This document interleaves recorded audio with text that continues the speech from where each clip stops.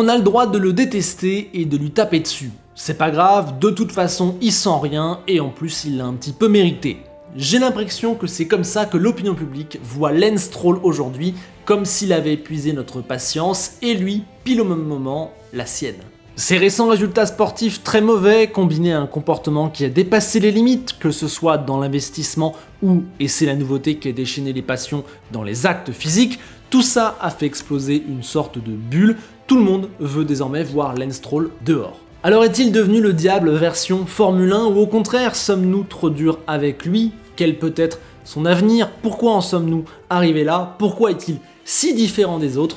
Aujourd'hui on se pose et on analyse le cas Lance Stroll et ce qu'il nous dit de la Formule 1 actuelle.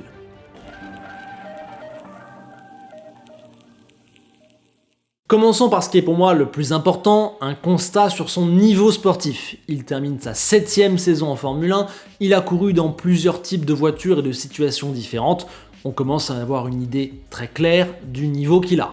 Arrivé dans la discipline fort de 2 titres majeurs en 3 ans, la F4 Italie et la F3 Euro Series, anciennement soutenu aussi par Ferrari, il y avait des espoirs placés en lui, on se disait peut-être que c'était un immense talent, et dès sa première saison en 2017, il a fait de grandes choses, le podium à Bakou, la première ligne à Monza, il n'a terminé qu'à 3 points derrière Massa à la fin de la saison, quand même pas mal.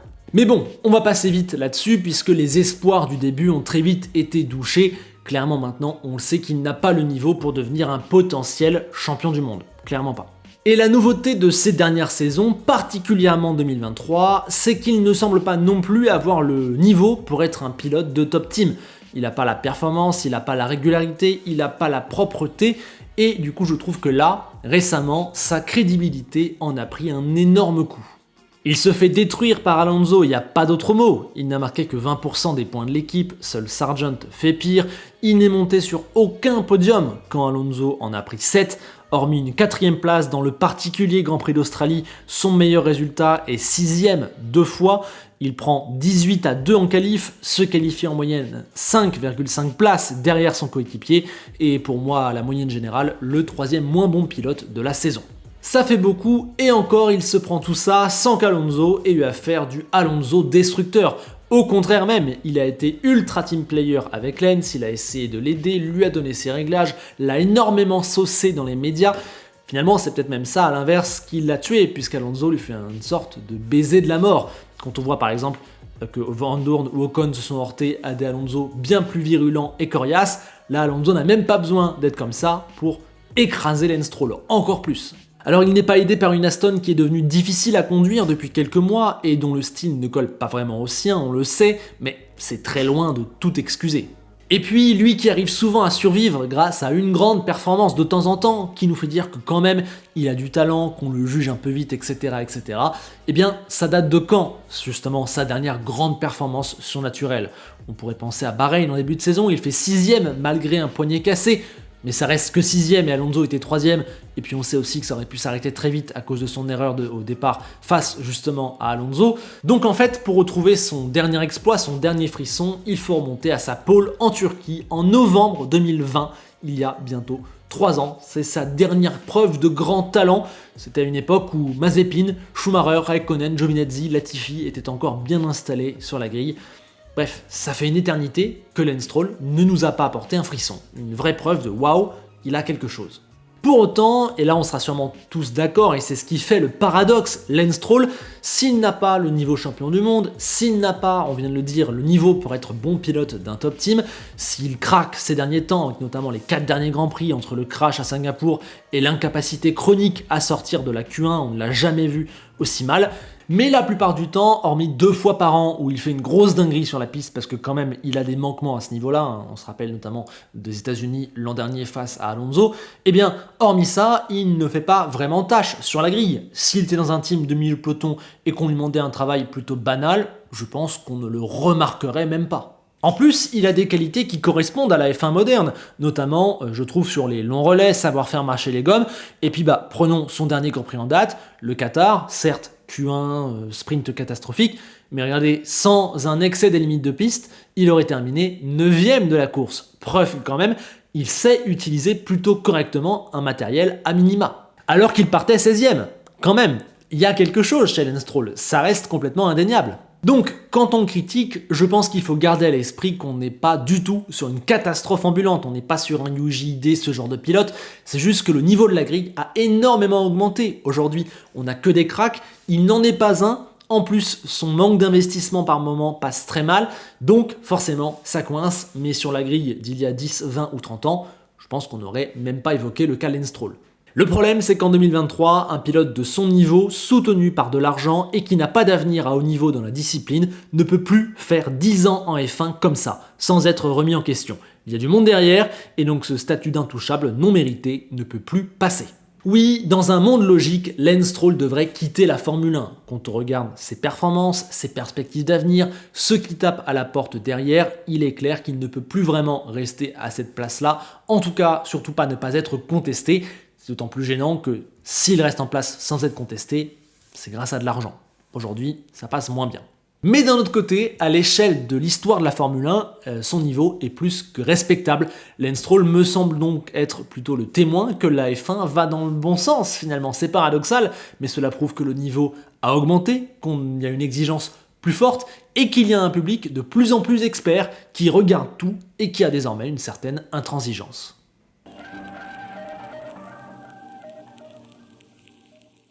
Une fois qu'on a dit ça, qui est la base, le constat sportif, je pense qu'on passe à côté d'un aspect, et qu'on le rate depuis le début de sa carrière. Lance Stroll, en vérité, il a le profil idéal de la victime. On s'acharne sur lui sans vraiment se demander qui il est. Il est presque devenu une caricature de lui-même, alors que dans le fond, que sait-on de son état d'esprit, de ce qu'il pense, de ce qu'il veut? Bah rien, ou presque. Il ne nous aide pas en étant le pire client devant un micro. Clairement, voilà, il ne donne jamais envie de répondre, jamais envie de le connaître, il n'apporte pas un trait d'humour, on n'arrive pas à rentrer, à comprendre qui est sa personnalité. Mais bon, après tout, on a le droit de pas être bon devant les médias, de détester toutes ses obligations. Ça en fait pas une raison valable pour le descendre à cause de ça. Pour autant, regardez son interview à la Sky après la qualif au Qatar où il ne dit presque aucun mot, bien ça a été un objet qui a servi à créer tout le déferlement de haine, de rage, de colère, de critique qui a eu lieu sur lui justement au Qatar avec tous les événements qu'il y a eu. Reprenons d'ailleurs l'exemple du Qatar qui est pour moi vraiment le paroxysme de cette affaire Lance Stroll. Oui, ces deux gestes, à la fois jeter le volant mais surtout pousser son physio, sont inacceptables. Ils ont été notés par les garants du respect du code de l'éthique de la Formule 1. Mais dans le fond, quand on extrapole un peu, quand on sort du moment chaud, est-ce qu'il n'a pas juste pété un plomb? Et est-ce que lui aussi, de temps en temps, a pas le droit d'avoir les fils qui se touchent, quoi? J'ai l'impression que personne n'y a pensé, comme si lui, il n'avait pas le droit. Lance Stroll, il est peut-être frustré, il est peut-être au bout du rouleau, il est peut-être dans une impasse sportive, ça l'énerve de ne pas arriver à remporter la bataille face à Alonso, à aller mieux sportivement, à faire de bons résultats. Peut-être qu'il a juste craqué, quoi. On craque tous dans nos vies, et peut-être que lui là, ça lui pèse, c'était un moment de trop plein où il fallait que ça sorte. Je pense clairement que c'était le cas, mais personne n'a évoqué cette hypothèse parce que lui, de par non seulement le fait qu'il soit un pilote de Formule 1, mais aussi qu'il soit Lance Stroll, il n'en a pas vraiment le droit. Je pense que c'est un petit peu ça qui explique le déferlement de colère particulier sur Lance Stroll. Pourtant, Michael Schumacher a voulu se battre avec David Coulthard, Grosjean a voulu fracasser et retourner son box après son crash à Bakou, rien de plus normal. Bref, les exemples de pétage de boulon sont légion, surtout quand tu roules à 300 à l'heure, que tu as une telle pression de résultat, une telle pression médiatique, que tu es soumis à autant de critiques publiques. Il n'y a aucun autre métier que sportif de haut niveau ou politique, je pense, où tu te ramasses autant de critiques dans la tronche, mais tu dois quand même avancer parce que tout le monde considère ça normal. Alors, je ne cherche pas à le plaindre, ni lui, ni les sportifs de haut niveau, clairement dans le monde dans lequel on vit, mais je pense juste qu'être Lance Stroll, ça ne suffit pas pour être heureux. La vie, c'est aussi en quelque sorte une quête de sens, voilà. Peut-être que lui, il est perdu dans sa vie, dans cette quête. Tu rajoutes à ça une vie complètement anormale, avec une pression démentielle, une déconnexion avec le vrai monde des vrais gens, entre guillemets, il passe sa vie à voyager, il gagne des sommes folles. Tu rajoutes à ça les critiques ultra violentes, ça va parfois jusqu'au harcèlement. Tout ça n'est pas normal non plus, c'est pas facile d'être un être humain dans ces conditions-là. Je sais pas si vous avez vu la série Netflix sur Beckham, que d'ailleurs j'ai complètement adoré, je me suis fait totalement surprendre par la série. Moi j'ai vu un lien fort avec Lance Stroll dans cette série, aussi surprenant que ça puisse paraître.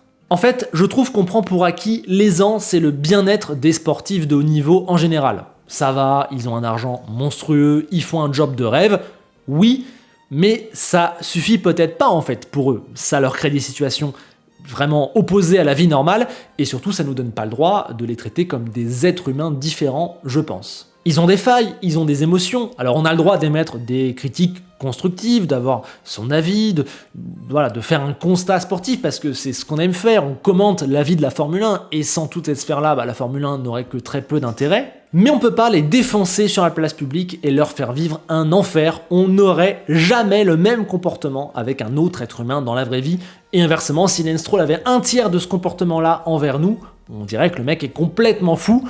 Voilà, et je trouve qu'en plus qu'on traite même pas encore Lance Stroll de la même manière que les autres pilotes, pour lui c'est encore un petit ton en dessous. Au final, on ne connaît ni son état d'esprit, ni sa vie privée, ni son entourage, ni comment il prend tout ça, et je trouve qu'on parle quasiment jamais de l'effet que toute cette bulle peut avoir sur lui. C'est un point de vue qui n'est jamais abordé, comme s'il était un robot et qu'il devait avaler tout ça de manière normale. Et puis j'ai un pote qui m'a fait avoir une vision un peu différente du cas Lance Stroll en me faisant remarquer qu'il n'avait jamais vécu dans le même monde que nous. Quand il naît, son père est milliardaire, il ne connaît finalement que l'aisance, que le luxe, il a pu faire un petit peu tout ce qu'il voulait. Son quotidien, c'est de discuter avec d'autres milliardaires. Enfin, vous voyez, on peut pas vraiment le comprendre, puisqu'on n'a pas vécu vraiment tout ce que lui a vécu. Et aussi inversement, c'est dur de lui demander de se mettre dans la vie normale quand la sienne ne l'a pas vraiment été. Et ça, je pense qu'on peut pas lui en vouloir. Et puis, s'il aime vraiment le sport auto, ce qu'au final on ne sait pas vraiment, il ne l'aime pas de la même manière qu'un Alonso par exemple, c'est vraiment les antipodes. Pour Alonso, c'est toute sa vie, il a dû se battre pour ça dès son enfance, il a tout sacrifié, il n'a pas d'enfant, il a changé 15 fois de femme, enfin vous voyez, Fernando Alonso, sa vie c'est le sport auto, et si je caricature, il a quasiment rien construit à côté, parce que c'est tout ce qui compte pour lui. Lance Stroll, il n'a pas du tout le même rapport avec la F1, avec le sport auto, et du coup vis-à-vis des fans, ça passe moins bien. À partir de là, c'est vrai que Lance Stroll il se retrouve un petit peu seul sur sa planète. Je pense que même par rapport aux 19 autres pilotes qui sont déjà un peu des êtres humains ovnis, il est encore plus différent. Et je le redis, je pense pas qu'on puisse lui en vouloir là-dessus.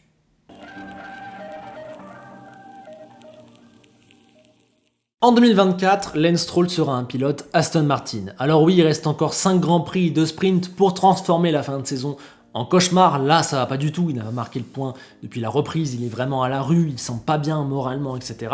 Oui, mais vu qu'il n'y a pas de remplaçant naturel, qu'il a son contrat, que ce serait vraiment un énorme camouflet si on l'enlevait maintenant, qu'il a encore le soutien de son paternel, et que je pense que ça peut rentrer dans un certain ordre, j'ai le sentiment que pour la saison prochaine, je pense pas qu'on va se taper une dinguerie d'ici à la fin d'année.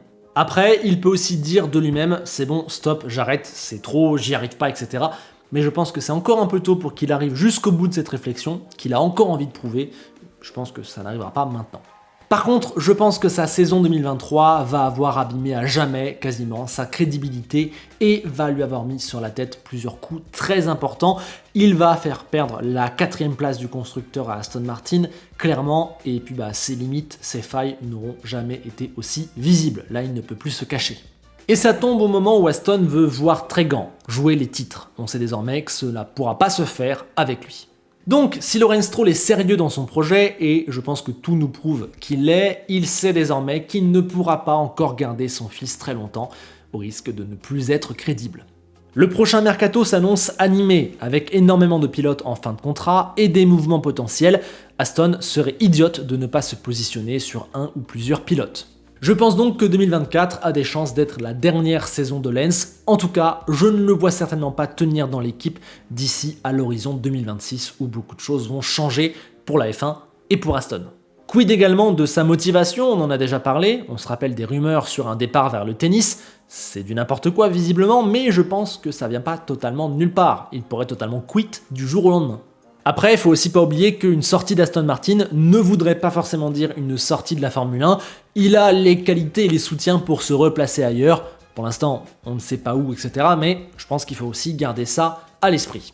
Pour conclure, Lance Stroll est un cas unique sur la grille. Au-delà de quelques excès individuels évidemment largement condamnables, collectivement, on ne le considère pas vraiment comme un pilote normal, car son statut ne l'est pas. Le décalage entre son niveau et son immunité le rend à minima critiquable et, jusqu'à certains plus extrêmes, détestable, vraiment.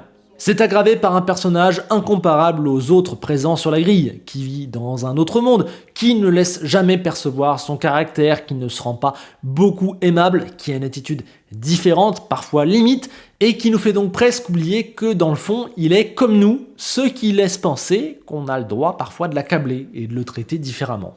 La logique sportive, elle, voudrait qu'il ne soit plus à cette place, car il n'en a pas vraiment le niveau, en tout cas sur une si longue période, mais elle voudrait aussi qu'on ne le fustige pas, car il n'a rien d'honteux.